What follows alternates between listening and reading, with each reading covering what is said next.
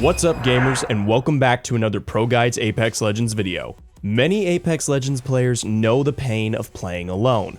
We're talking about teammates who seem to have never played the game before, hotheads who run off and die alone, or slowpokes who want to loot all game long. For some reason, queuing up on your own always seems to be a very frustrating experience. My name is Zephyr, and today we're going to be taking a look at 7 essential tips for solo queue.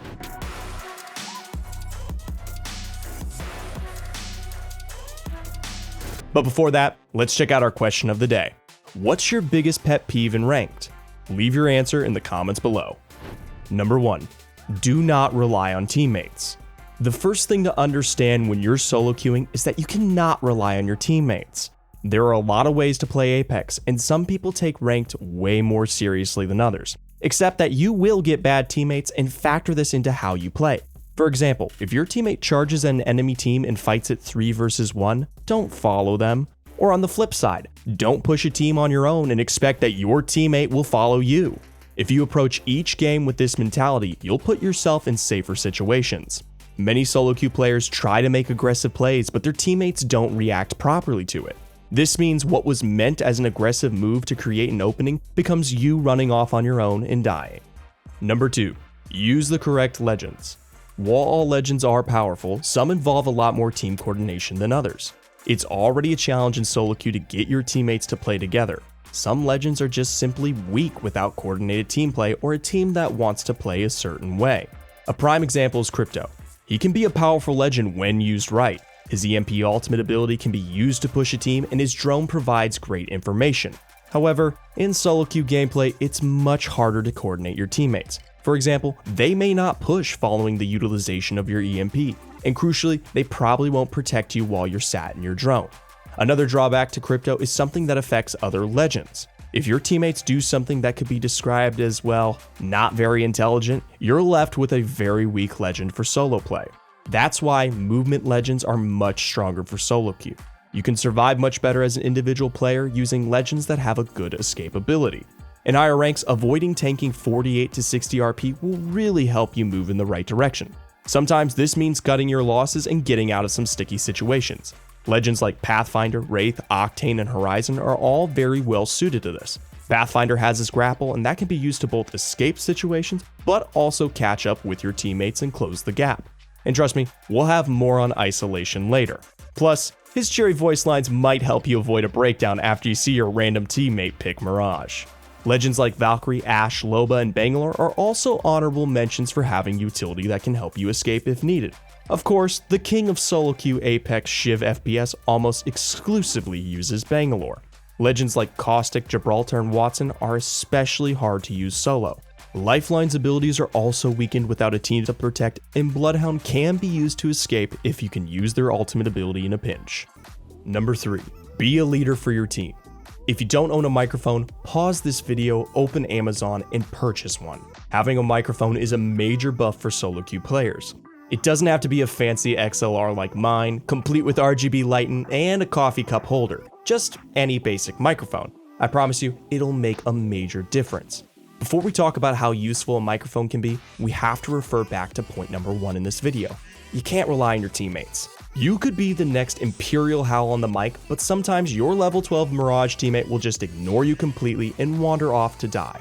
However, having a microphone can massively increase your success, but you have to be a team leader for this to work.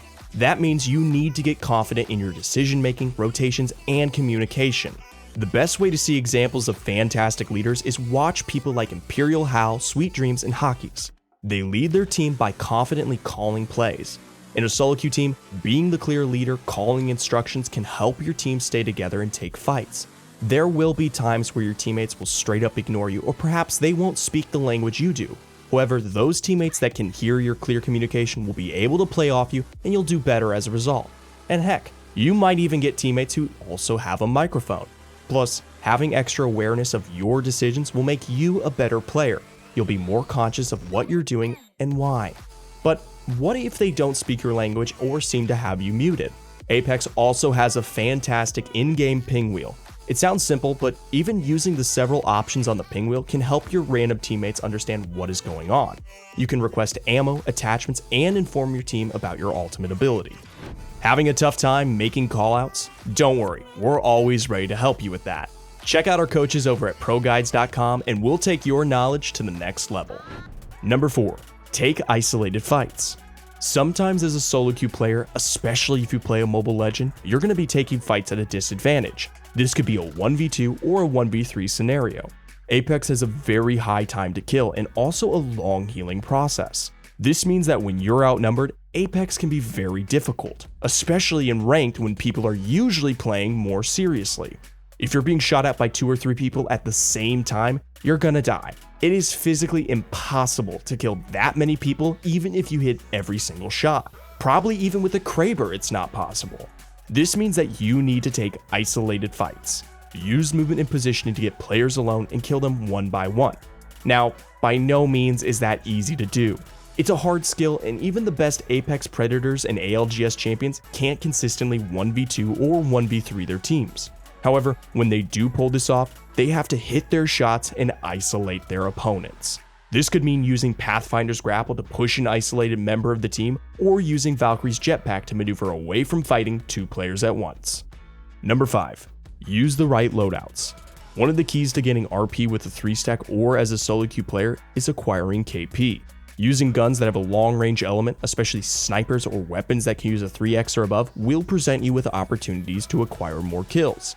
This could be a charge rifle to shoot across the map at a fight taking place. You could steal a kill and the team they're fighting will confirm it for you. However, this has to be paired with something close range, ideally a shotgun. It's very important that you have a flexible loadout that you can use in a range of situations when you solo queue. As we've already covered, there will be times when you have to play on your own. You also can't coordinate your loadouts with your teammates. You don't want to be fighting a team with 3 shotguns at close range if all your team has is snipers. Number 6, get good at landing. Another big improvement to your solo queue experience will come from mastering the art of landing. You want to be absolutely taking in every single piece of information that you can as you drop down. How many teams are landing at the same POI as you? If there are other teams, where are they landing? What buildings can you land at? Ideally, you want to avoid landing right on top of another player. And it isn't just your POI that you need to stay vigilant about. Neighboring POIs provide both opportunities and threats. You could be landing alone at your POI, but there are 2 teams contesting the POI next to you. That would be a great opportunity to loot fast and third party that fight for some easy early game KP. So make sure you communicate that with your team if you can. Or are you in the opposite situation? Will the team be coming to third party your fight off drop? That information might mean you choose to leave instead of fight, saving potentially 48 to 60 RP. Both these situations are where playing a mobile legend can come in extra handy. This information is honestly applicable to 3-stacks as well as you solo queue warriors. However, I am mentioning it because of a fundamental principle of this video. You can't rely on your teammates. You have to be the one to take responsibility for gathering all the information as fast as possible. Number 7, stay calm and take breaks. Moving away from gameplay now, you could be the absolute best Apex Legends solo queue player in history, but everyone is affected by their mental state.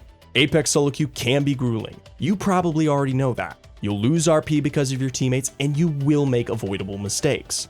However, it's crucial to remember that there's always another match. You can queue straight back up and go again. If you feel frustrated, stop playing. Trust me, we've all been there. If you're absolutely raging at your level 28 Wattson teammate running into an open field and dying, that frustration can affect your gameplay and decision making. Even a small break to have some fresh air, scream into the void, or have a snack can make a big difference for your next few games. But the flip side of there always being another game to play is it can be very tempting to play Apex Legends for insane amounts of time. You might be chasing the 100 RP you lost earlier, or you might be hovering one game away from your next rank. However, the tiredness can negatively affect your gameplay massively too. The impact of this is a lot worse in solo queue because you have to work so much harder to gather information and lead your team. Make sure you take breaks and get rest so that when you do play, you're absolutely locked in and ready to deliver your best Apex possible. Now with these 7 tips under your belt, you're ready to grind your way up the ranks as Apex's next solo queue warlord. If you enjoyed watching and you want to see more Apex Legends content, make sure to leave a like and subscribe to the channel. See you next time.